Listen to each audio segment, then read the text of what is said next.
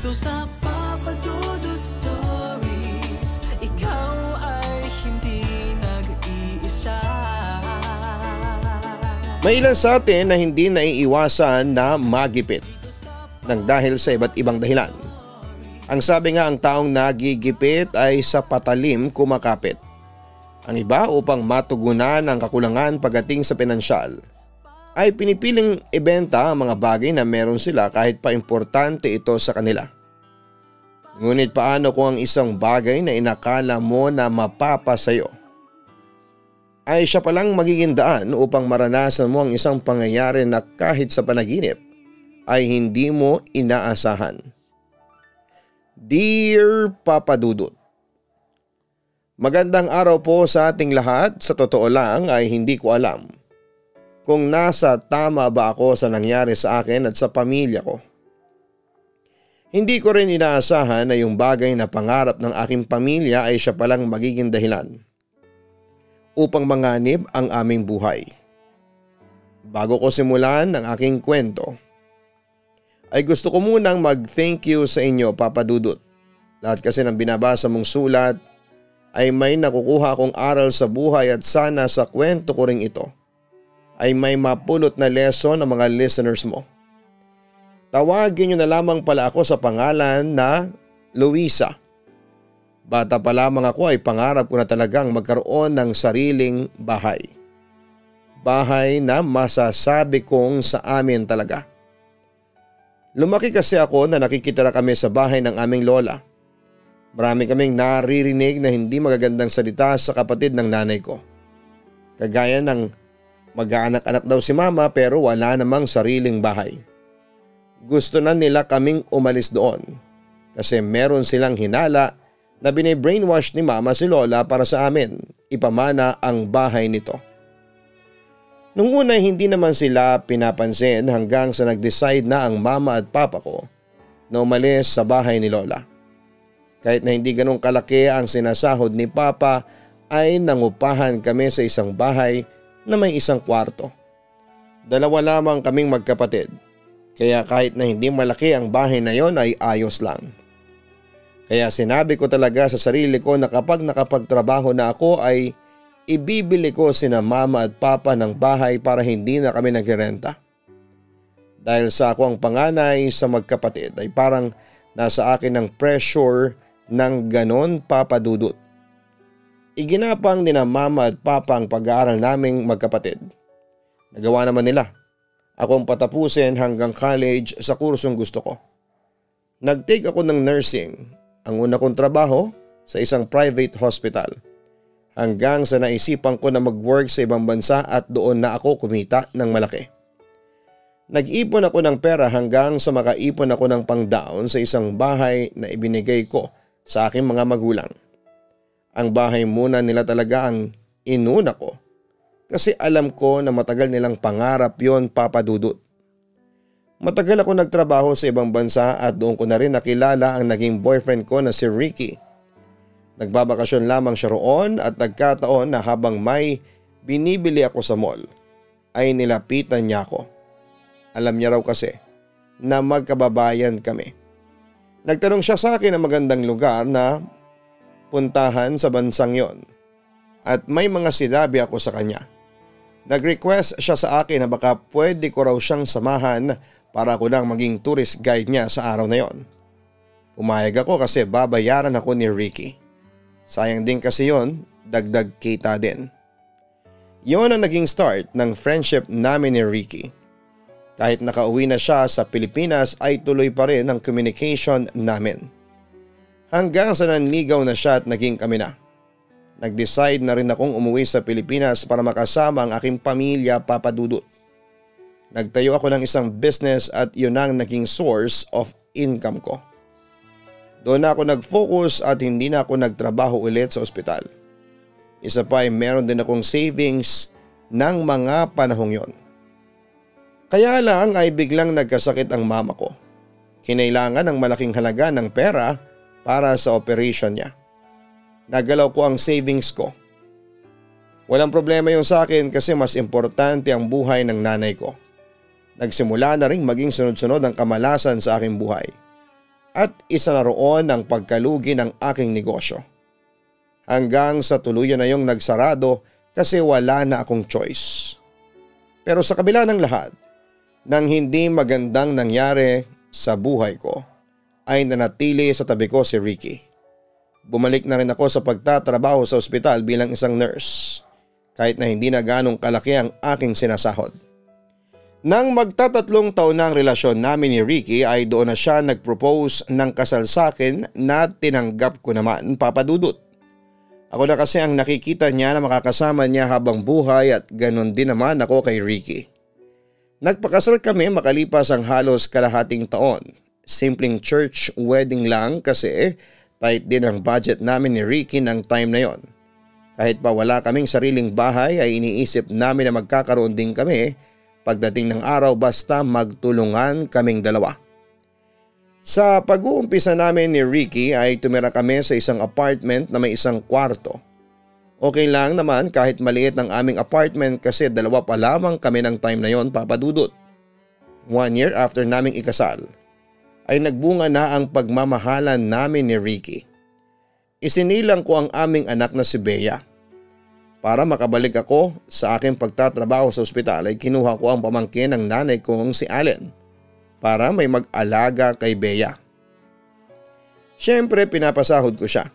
Wala rin kasing trabaho noon si Allen kaya ako na ang nag-offer sa kanya. Sa katiwala din ako sa kanya, Papa Dudut. Naging okay naman ang buhay namin ng time na yon, Papa Dudut. Parehas kami nagtatrabaho ni Ricky at natutugunan naman namin ang lahat ng aming mga pangangailangan. Nagsisave na rin kami ng pera na nakalaan sa bahay na pangarap naming magkaroon. Kagaya ng pangarap dati ng mga magulang ko ay pangarap ko na rin na magkaroon kami ng sariling bahay at hindi na kami mangungupahan pa. Medyo nagsisingaran ako kasi bakit hindi ko pa naisipan na kumuha ng bahay noong nasa ibang bansa pa ako. Ayoko na rin kasing bumalik sa pagtatrabaho sa abroad kasi meron na akong anak. Hindi ko na kayang malayo sa kanya ng matagal na panahon. Isa pa ay gusto ko rin na habang lumalaki siya ay nakakasama niya ako kahit na papaano. Kaya lang ay hindi pa rin talaga kayang iwasan ang mga problema sa buhay. Maraming beses namin nagagalaw ang perang iniipon namin ni Ricky dahil kailangan talaga. Para bang may pumipigil sa amin na magkaroon ng sariling bahay. Pero hindi kami nawawala ng pag-asa ni Ricky at naniniwala kami na ibibigay ni Lord ang pangarap namin sa tamang panahon. Ang kailangan lang namin gawin ay magsumikap at kumilos para magkaroon nyo ng katuparan. 7 years old na si Bea at hanggang sa time na yon ay nasa apartment pa rin kami. Medyo nawawalan na nga ako ng pag-asa na magkakaroon pa kami ng sarili naming bahay. Nakakaingit sa Tessa, no? May nakuha na siyang bahay. Ang sabi ko kay Ricky habang tinutulungan niya ako sa paglalaba. Yung kaibigan mo? O bakit ka naman naiinggit? Turan pa ni Ricky. Kasi alam mo naman na pangarap natin yun ang magkaroon ng sariling bahay. Tugon ko. Magkakaroon din tayo noon. Nararamdaman ko na malapit na ang wika pa ni Ricky. Paanong malapit na? Ang laki pa ng kulang natin sa pang-down doon sa bahay na gusto natin. Sambit ko. Kaya nga dapat ay sipagan pa nating dalawa. Saka gamitin mo ang pagkainggit mo na yan na inspirasyon. Basta huwag kang mawala ng pag-asa. Pagpapalakas ni Ricky ng loob ko. Hindi naman ako tuluyang nawala ng pag-asa, Papa Dudut. Hindi ko lang talaga maiwasang mainggit sa mga kakilala ko na nagkakaroon ng sariling bahay. Tuwing nagdarasal nga ako ay tinatanong ko si Lord kung kailan naman ang sa pamilya ko, pero wala rin naman akong choice kundi ang magtrabaho at maghintay. Paminsan-minsan ay tumitingin ako sa marketplace sa Facebook kasi meron akong nakikita roon ng mga bahay na binibenta. May mga bago at meron din namang nagpapasalo o yung binibenta nila ang bahay nila kasi kunwari hindi na nila kayang bayaran ang monthly o may iba silang rason. Kinoconsider ko rin ang pasalong bahay kasi mas mura ang down payment sa ganon basta marunong ka lamang maghanap. Naisip ko na kahit na hindi na kami ang unang tumira sa bahay, pwede naman namin yung pagandahin at ayusan ng naaayon sa kagustuhan namin. Na-open ko na rin kay Ricky ang tungkol sa pagkuha namin ng bahay na pasalo at okay din naman siya sa ganon papadudot. Kapag daw meron siyang nakita na okay at pasok sa budget namin ay sasabihan niya ako. Kagaya ko ay tumitingin din pala siya sa marketplace kapag meron siyang free time. Isa pang nakadagdag ng pressure sa akin na magkaroon ng bahay ay nang magpakasal na ang kapatid ko at nakakuha agad sila ng sarili nilang bahay ng asawa niya. Ayon sa kapatid ko ay pasalo ang bahay na binili nila at sila na nagpatuloy ng monthly. Ang ginawa nila ay pinarenovate nila ng kaunti ang bahay at pinabago na rin nila ang pintura para maramdaman nila na parang sila ang unang tumira sa bahay na nabili nila. Sinabi ko sa sarili ko na kung nagawa ng kapatid ko na mas bata sa akin ay kaya ko rin yon. Isang gabi habang nakahiga na ako ay naisipan kong tumingin sa marketplace. Wala akong nakitang bahay na magugustuhan ko. Naghanap ako ng isang Facebook group na may mga nagpapasalo ng bahay at meron akong nakita. Hindi na ako nag-join kasi nakapublic yung grupo at lahat ng post ay pwede kong makita. Tinignan ko ang mga post na naroon at napakaraming nagpapasalo ng kanilang bahay. May ilan akong minessage para mag-inquire. May isang bahay ako nagustuhan, 8 years na lang ang kailangang i-google sa paghuhulog kaya medyo luma na yung bahay. Single attached yun at 2 ang palapag. Ang nagustuhan ko ay medyo malawak ang harapan at may halaman din sa paligid. Ewan ko ba, kahit na hindi yun masyadong maganda dahil medyo napabayaan na, siguro ay nagustuhan ko pa rin. Nakikita ko kasi ang potential ng bahay na yon, papadudot. Parang ang sarap niyang pagandahin. Kaya nag-chat ako sa seller na interesado ako sa bahay na pinapasalo niya. Nakatulog na rin ako after noon dahil inaantok na ako. Pagkagising ko ng umaga ay wala pa rin akong reply na natatanggap sa seller noong nagustuhan kong bahay na si Eva. Hindi pa rin niya nasisin ang chat ko sa kanya. Hindi ko muna sinabi kay Ricky ang tungkol sa bahay na yon kasi naisip kong mas okay kapag nag-reply na si Eva sa akin, papadudot. Tanghali na nang mag-reply si Eva sa akin at sinend niya sa akin ang buong details ng bahay kagaya ng kung gaano yon kalaki at magkano ang ibabayad ko. Aniya ay siya na rin daw ang bahalang mag-asikaso ng paglipat ng pangalan sa akin ng bahay at ng lupa. Para magkausap kami ng maayos ay kinuha ko ang cellphone number ni Eva. At nang ibigay niya yon sa akin ay saka ako nagtanong ng mga bagay na gusto kong malaman tungkol sa bahay. Hindi ko na naitanong sa kanya kung bakit niya ibinebenta ang bahay kahit na ilang taon pa lamang ay matatapos na siya sa pagbabayad noon. Para sa akin ay mas maganda na kung sa personal ko itatanong sa kanya yon para makita ko kung nagsasabi ba siya ng totoo o hindi. Nasagot ni Eva ang mga katanungan ko ng maayos. Mukha rin siyang mabait at hindi scammer base sa boses niya.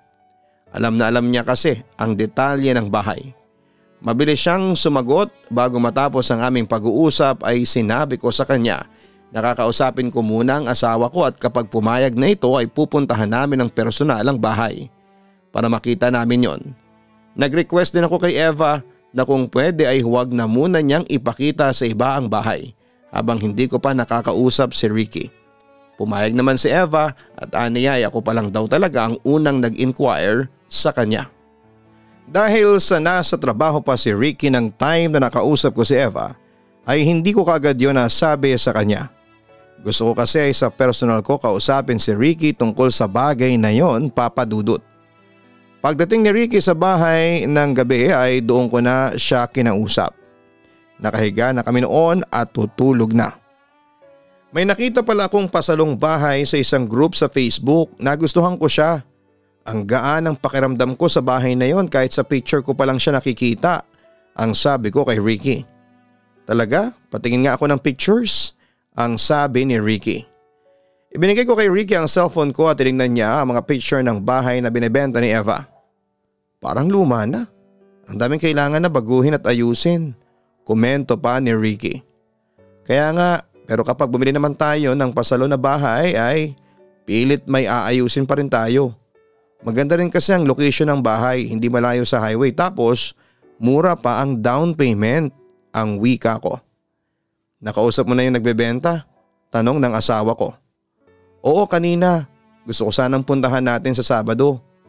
Wala ka namang pasok eh. Nandito naman si Allen. May magbabantay kay Bea. Turan ko. Pumayag si Ricky na puntahan namin yung bahay na yon, Papa Dudut. Sinabi ko na rin sa kanya ang iba pang mga detalye na sinabi sa akin ni Eva. Aniya'y mukhang kaunti na lamang ang kailangan naming idagdag sa ipon namin kung ang bahay na yon ang kukunin namin. Pero saka na raw kami mag-decide kung kukunin namin ang bahay na yon o hindi kapag napuntahan namin yon.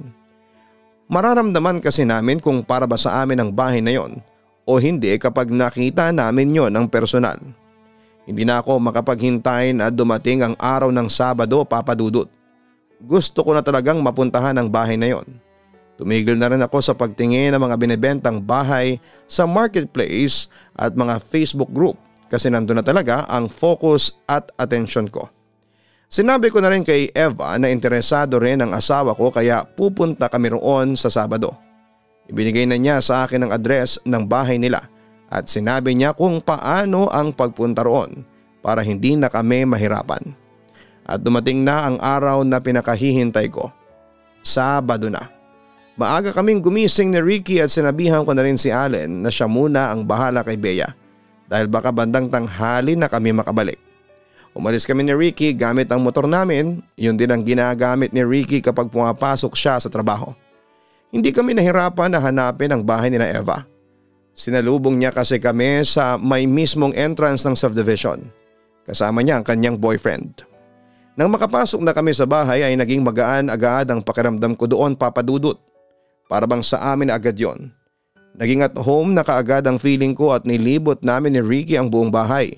Wala namang seryosong sira roon, kailangan lang talagang palitan ng pintura ang labas at loob kasi hindi namin gusto ni Ricky ang kulay. Totoo rin na mukha na yung luma pero alam ko na magiging maganda pa yon kapag napunta na sa amin. Ipinakita na rin ni Eva, Papa Dudut, sa akin ang titulo ng lupa. May tinawagan din siyang kakilala niyang attorney na nagsabi sa amin ng mga kailangan naming gawin. Matapos naming matingnan ang bahay ay nag-usap muna kami ni Ricky at parehas kami na gusto ang bahay. Kahit daw siya ay magaan ang pakiramdam sa bahay na yon, Papa Dudut. Sinabi namin ni Ricky kay Eva at sa boyfriend niya na kukunin na namin ang bahay. Aminado ako na masyado kaming na-excite ng time na yon. Kaya nag-decide agad kami na hindi masyadong napag-isipan. Bumase lamang kami sa pakiramdam namin sa bahay na yon.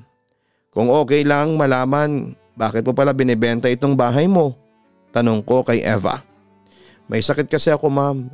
Kailangan ko ng pera para magpagamot. Sa totoo lang ay masakit para sa akin na ibenta itong bahay kasi ilang taon na lang ay tapos na ang paghuhulog.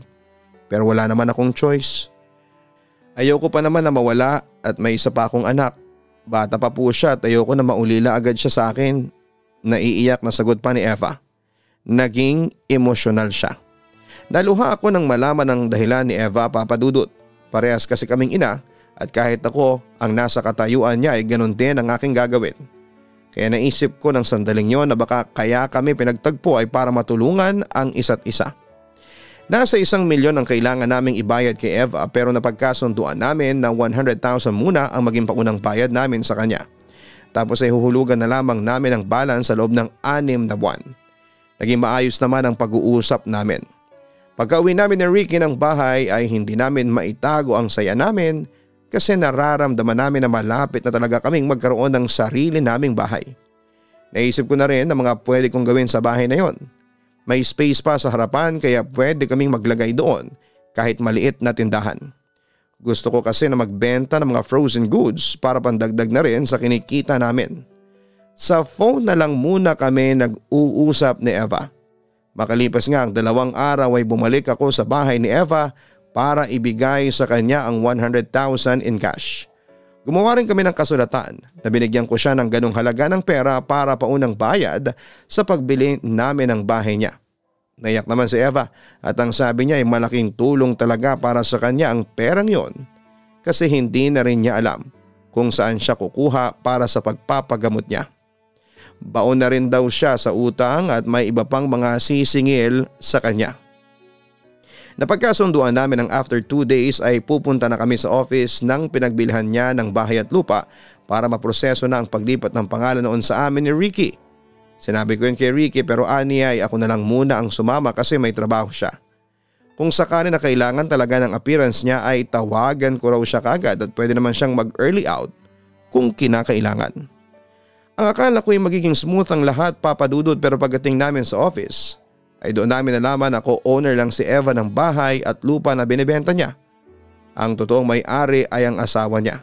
Kaya hindi pwedeng ibenta ni Eva ang bahay at lupa nang walang consent ng asawa niya. Doon ko na-realize na hindi namin masyadong tinignan ng maayos ang titulo kaya hindi namin yun napansin ni Ricky. Hindi ko tuloy maiwasan na mainis kay Eva dahil hindi niya yon agad sinabi sa amin. Ang akala ko kasi pwede na akong magbenta kahit na hindi alam ng asawa ko, ang sabi ni Eva na naiiyak. Hindi mo rin sinabi na may asawa ka na siyang nakapangalan sa titulo, ang turan ko. Matagal na po kasi akong hiwalay sa kanya, ma'am. Huwag po kayong mag-alala, kahit matagal na kaming hindi nag-uusap ay kakausapin ko siya. Kukumbinsihin ko siya na ibenta ang bahay namin. Pangako pa ni Eva. Dapat lang Eva, dapat lang. Ang sabi ko na may kasama pa ring inis. Sinabi ko rin kay Eva na ibalik muna niya sa akin ang 100,000 pesos at saka ko na lamang ulit ibibigay sa kanya kapag okay na ang lahat. Pero laking gulat ko nang isiniwalat ni Eva na 20,000 na lamang ang natitira sa perang ibinigay ko sa kanya. May mga utang daw siyang binayaran at pinambili niya ng gamot ang iba. Mas lalo ako naloka, Papa Dudut. Mas lalo ako naggalit kay Eva. May pakaramdam kasi ako na akala kasi niya ay makakalusot siya sa pagbebenta ng bahay at lupa kahit na co-owner lamang siya. Tulala ako nang umuwi ako sa bahay. Hindi ko akalain na magiging ganon ang mga pangyayari, Papa Dudut. Pagdating ni Ricky ay ikinuwento ko sa kanyang lahat at maging siya ay nagulat sa aking nalaman. Akala rin daw niya ay magiging okay na ang lahat. Mas mabuti pa na wag na rin nating ituloy ang pagbili ng bahay na yun. Ngayon pa nga lang ay may hindi na magandang nangyari.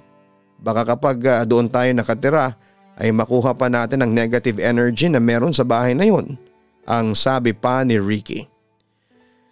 Yan din ang naisip ko pero hindi ako papayag na hindi maibalik ni Eva sa akin ang 100,000. Kinuha pa natin yun sa savings natin, pinagpagura natin yun. Galit kong sabi. Kinausap ko si Eva sa cellphone at aaminin ko na hindi ko napigilan ang pagtaasan siya ng boses. Kasi kahit yung natitirang 20,000 pesos ay wala na rin.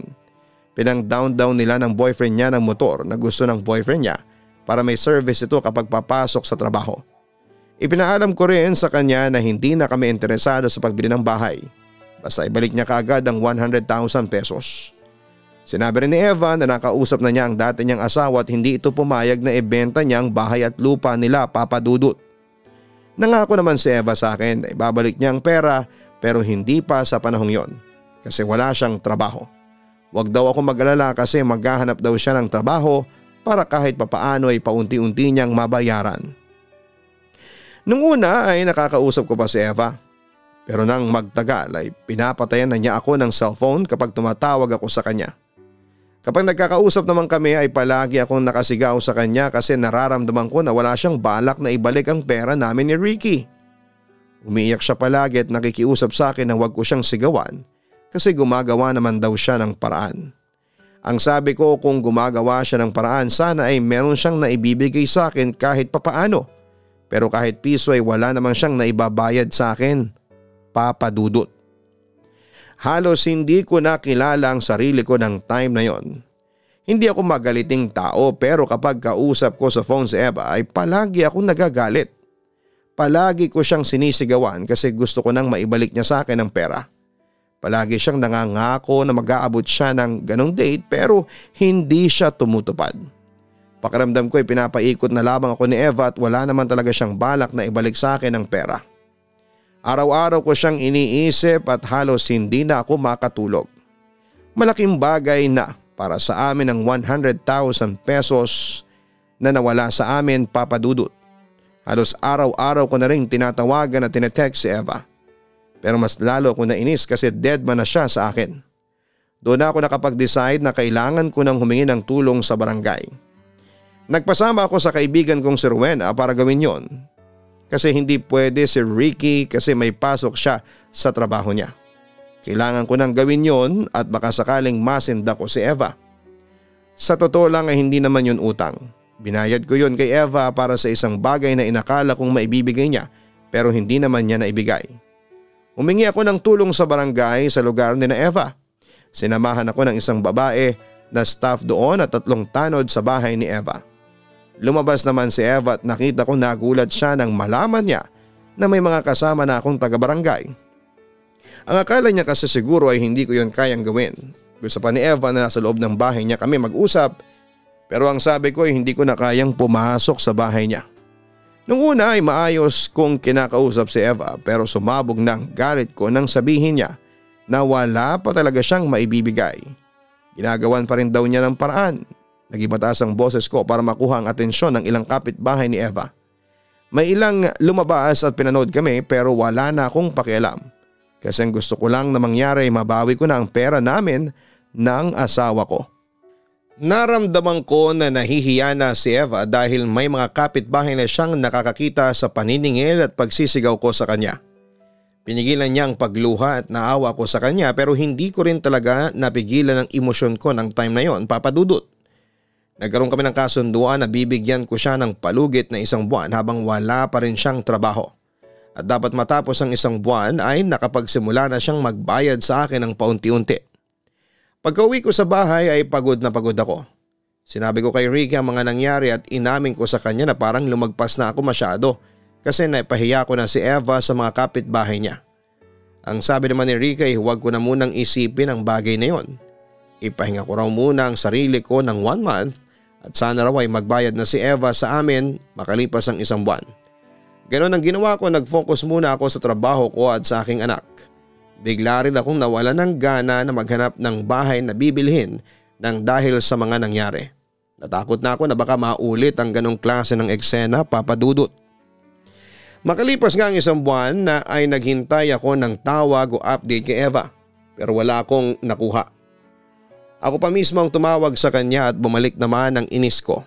Sinabi ko na dapat ay siya ang tatawag sa akin pero ako pa talaga ang gumawa noon. Mas lalo ko nagalit nang sabihin niyang wala pa rin siyang trabaho kaya hindi pa rin siya makapagbibigay sa akin. Kung ano-ano na ang nasabi ko at ang huling sinabi sa akin ni Eva ay grabe daw akong magsalita.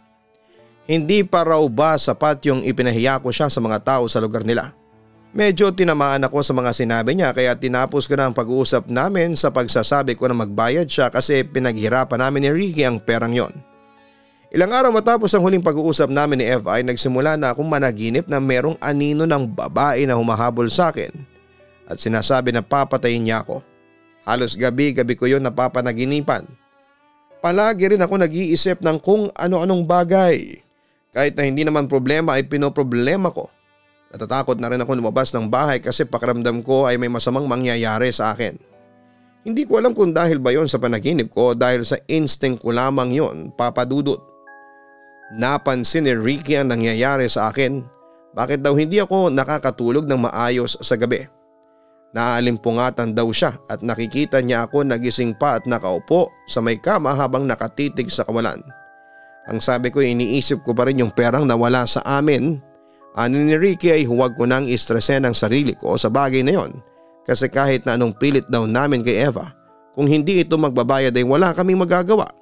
Hindi naman daw sa sinasabi niya na tanggapin namin na hindi na maibabalik yung pera pero mag-focus na lamang daw ako sa mga mas importante pang bagay. Pinilit ko namang wag nang isipin si Eva at ang pera pero kahit na anong gawin ko ay hindi ko yon maalis sa isipan ko. Sumuko na rin kasi ako sa paniningil kay Eva at sinabi ko sa sarili ko na kung magbabayad siya ay thank you at kung hindi ay Diyos na ang bahala sa kanya. Konsensya na rin niya yon. Sa pagkakataong yun ay mas pinili ko na lamang ang peace of mind. Isa pa ay napansin ko rin na nagbabago ng ugali ko. Nakakapagsalita ako ng mga words na hindi ko sinasabi dahil sa sobrang galit ko. Ang iniisip ko rin ay kikitain ko pa naman ang 100,000 pesos na yon. Araw-araw na gulong-gulo ang utak ko. Pakiramdam ko ay pagod at stress ako palagi. Papa Dudut, hindi ko na alam kung ano ang gagawin ko. Dumating pa nga sa point na naglalagas na ng malala ang buhok ko at halos mapanot na ako. Bukod pa ron ay tinubuan ako ng pimples sa aking bibig. Akala ko ay normal na pimples lamang yon na after ng ilang araw ay mawawala din. Pero lumaki ang pimples at nang aksidente ko yung nakamot ay pumutok yon at nagkasugat. Namaga ng sobra ang bibig ko at masakit din siya. Halos nawala na rin ako ng ganang kumain dahil doon. Patuloy pa rin pala ang panggugulo sa akin sa aking panaginip ng babaeng humahabol sa akin at sinasabing papatayin ako. Bakit parang lumalala yata yung sugat sa labi mo? Tanong sa akin ni Ricky na may pag-aalala. Hindi ko alam eh. Hindi ko na nga ginagalaw saka palagi ko namang nilalagyan ng gamot pero parang hindi tumatalab. Pati falling hair ko malala na rin. Nababahala kong wika. Nagsuggest si Ricky na dapat ay magpunta na kami sa doktor na hindi ko na tinutulan pa. Kahit nagastos yun ay okay lang basta gumaling na ako. Nirekomenda kami ng doktor sa isang magaling na dermatologist. Doon ay binigyan ako ng tamang gamot para sa sugat ko sa bibig. 1 week ko nang ginagamit yung gamot at kahit paano ay natuyo naman itong sugat ko. Pero habang natutuyo na yon ay may tumutubo na namang isa pang pimples at nang pumutok yon ay naging sugat na naman siya. Hindi ko alam kung bakit nangyayari yon sa akin. That time ay wala akong naiisip na ginawa ko para magkaganon ang aking katawan. Sinabi sa akin ng nanay ko na magpatingin ako ng dugo at baka raw may kung ano sa aking dugo. Ginawa ko rin yon at normal naman ang lahat. Wala ring nakikitang mali ang mga doktor sa akin kaya wala rin akong nakuhang diretsong sagot mula sa kanila kung bakit nangyayari yon. Unti-unti na rin akong nawawala ng pag-asa na gagaling pa ang bibig at buhok ko. Kasi habang tumatagal ay napansin kong hindi na tumatalab ang mga gamot at vitamins na tinitake ko. Dahil na rin sa pabalik-balik ako sa doktor ay nagalaw na namin ang savings namin para sa pagbili ng bahay namin sa future. Nahihiya na ako kay Ricky kasi ako ang naghihigpit dati na hindi yon pwedeng galawin pero halos maubos ko na yon nang dahil sa akin papadudot. Naisip ko na singilin ulit si Eva kasi kailangan ko na ng pera na pampagamot. Tinawagan ko siya at ang daming beses na nagtry ako na kontakin siya bago niya sinagot ang tawag ko. Wala ka pa rin bang maibibigay sa akin, Eva? Ilang buwan na akong hindi naniningil sa iyo. Sana naman ay meron na. Mahinahong kong sabi. Kakasimula ko pa lang sa trabaho. Matuto kang maghintay. Maghihintay ka hindi ba? Parang si Eva pa ang galit sa pagkakataon na yon. Oo, maghihintay ako kung kailan ka magkakapera. Sagot ko sa kanya at nagpaalam na ako. Nagtaka ko kung bakit gano'n ang naging sagot ko kay Eva. Kahit ang sinabi ng utak ko ay dapat akong magalit, ay hindi ako naggalit sa kanya. Sumang-ayon pa ako sa sinabi niya na ako ang dapat na maghintay. Sa paglipas ng mga araw ay hindi pa rin gumaling ang mga sugat sa bibig ko. Mabuti na lang din at naka-face mask ako madalas sa trabaho kaya naitatago ko yon kahit papaano. Yung sa buhok ko naman ay unti-unti nang gumagaling at hindi na masyadong naglalagas ang aking mga buhok. Pero hindi nawawala yung pakiramdam ko na palagi akong pagod at para akong magkakasakit palagi. Hanggang isang umaga wala akong pasok, kumakain kami noon ng almusal nang biglang sumakit ang tiyan ko. Sa sobrang sakit niya ay parang dinudurog ang lamang loob ko. Itinakbo ako ni Ricky sa ospital at pagdating sa ospital ay sumuka ako ng sumuka. Medyo kulay green siya, Papa Dudut. Nang tingnan naman ako ay wala namang nakitang problema sa akin pero binigyan naman ako ng gamot. Kinailangan ko na ring mag-leave sa trabaho ko kasi hindi ko na kayang pumasok. Sinabihan ako ng head office na saka na ako bumalik kapag maayos na talaga ang aking pakiramdam. Ang nangyari ay palagi na akong nasa bahay. Mabuti na rin at kasama namin si Allen kasi may gumagawa ng mga gawain na hindi ko na kayang gawin. Madalas pa rin ako nagsusuka. Minsan ay nakikita ko si Allen na nakatingin sa akin na para bang naaawa siya. Isang araw habang nanonood kami ng TV ni Allen ay kinausap niya ako. Ate, hindi kaya merong kumukulam sa'yo? Kaya nagkakaganyan ka? Ang sabi ni Allen. Kulam? Totoo ba yun? Ang natatawa kong tanong. Naniniwala ko sa ganun ate. Sa lugar namin may mga namatay ng dahil sa kulam. Dapat siguro ay magpatingin ka sa albularyo. Ang turan pa ni Allen. Sino naman kukulam sa akin? Tanong ko. Pwede po na merong naiinggit sa inyo kaya ay nakaaway ninyo. Sagot pa ni Allen. Wala akong kakilala na pwedeng mainggit sa akin, pero nang isipin ko kung sino ang nakaaway ko ay si Eva ang unang pumasok sa isip ko. Binalikan ko rin ang lahat ng mga nangyari at na-realize ko na nagsimula ang mga kakaibang nangyari sa akin nang naipahiya ko si Eva sa mga kapitbahay niya. Nagkaroon din ako ng hinala na baka si Eva yung anino ng babae sa panaginip ko na gusto akong patayin. Natakot ako kasi baka kinukulam nga ako ni Eva at inuunti-unti na niya akong patayin. Gusto ko sanang kausapin si Eva tungkol sa bagay na yon pero hindi ko na tinuloy pa. Baka kasi kung siya talagang nagpapakulam sa akin ay nalaman na niya na alam ko ang ginagawa niya ay patayin na kaagad niya ako. Si Ricky na lamang ang kinausap ko at nung una ay parang hindi siya naniniwala pero naisip niya siguro na walang mawawala kung susubukan naming humingi ng tulong sa isang albularyo. Ang sabi ni Ricky ay magtatanong siya sa mga katrabaho niya kung merong kilala ang mga ito na pwedeng makatulong sa akin. Sa awa naman ng Diyos ay may nahanap ang asawa ko na marunong manggamot ng mga mangkukulam. Nang puntahan niya ako sa bahay ay nasabi niya kaagad na nakukulam ako, Papa Dudut. Huwag daw akong mag-alala kasi kayang-kaya niyang alisin ang kulam sa akin. Pinapili din niya ako kung gusto kong ibalik sa nagpakulam sa akin ang nangyari sa akin. Ang sabi ko ay huwag na. Gusto ko lang talaga na gumaling. Ang sabi ko pa ay ipapasa Diyos ko na lamang ang lahat. Hindi kami nagkamali sa pagpapagamot ko sa taong yon dahil simula nang gamutin niya ako ay unti-unti nang gumaling ang sugat ko sa bibig. Hindi na rin sumasakit ang tiyan ko. Natakot ako noong sabihin ng manggagamot na tama ang hinala ko na inuunti-unti akong patayin ng mangkukulam. Mabuti raw at naagapan namin dahil baka kapag nagtagal pa ay mawala na ako. Ngayon ay magaling na ako. Hindi na rin nagparamdam pa si Eva sa akin at hindi ko na siya siningil pa. Mas gusto ko na lamang ng tahimik na buhay kesa sa mas stress sa paniningil sa isang tao na wala namang balak ibalik ang perang pinaghirapan ko. Binigyan din ako ng manggagamot ng pangontra sa kulam kaya kahit daw subukin ulit akong kulamin ay hindi na yung tatalab. May nakuha na rin kaming bahay na hinuhulugan na namin ang down payment noon. Sa susunod taon ay pwede na naming matirhan ang bahay na yon. Sa mga nangyari naniniwala na talaga ako na lahat ng bagay ay mangyayari kapag ito ay nais ng Diyos na mangyari. Mangyayari ito sa tamang panahon basta ang kailangan lang natin gawin ay magdasal at maging mapagpasensya. Sincerely yours, Luisa.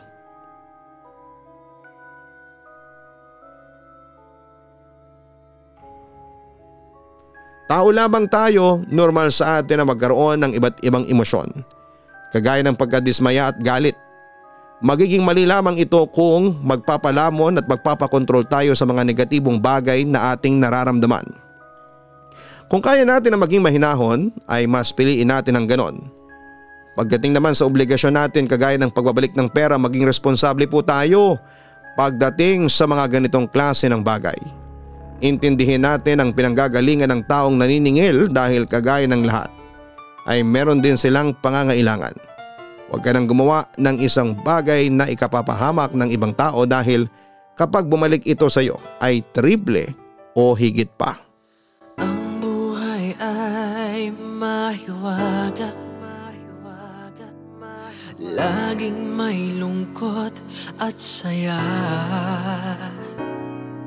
Sa Papa Dudut Stories, laging may karamay ka.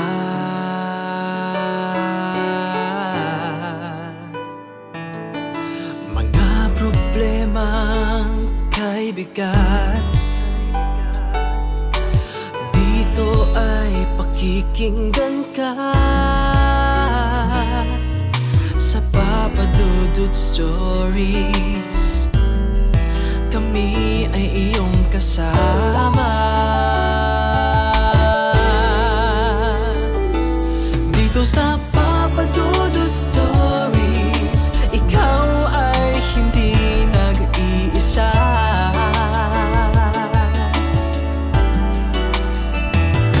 Dito sa Papa Dudut Stories, may nagmamahal sa'yo. Papa Dudut Stories, Papa Dudut Stories.